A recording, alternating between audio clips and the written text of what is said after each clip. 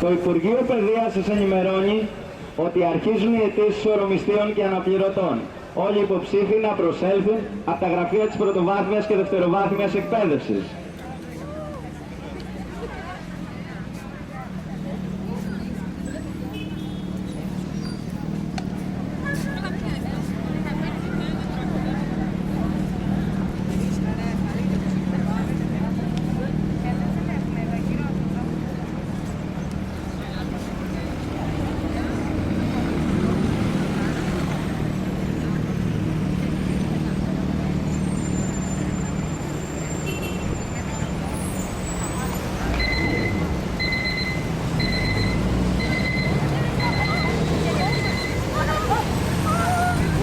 Το Υπουργείο σας υπόσχεται μια σταθερή και μόνιμη εργασία με υψηλές αποδοχές και πλήρη ασφάλιση.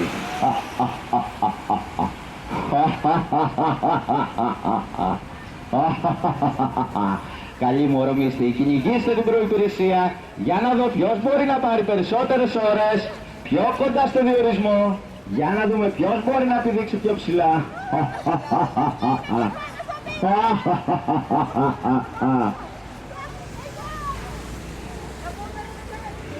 Το Υπουργείο σας ενημερώνει ότι και η φετινή χρονιά έχει κλείσει και ότι πρέπει να απολυθείτε. Μπορείτε να πλησιάσετε στα γραφεία και να καταθέσετε τις προσλήψεις σας. Μια νέα χρονιά σας περιμένει.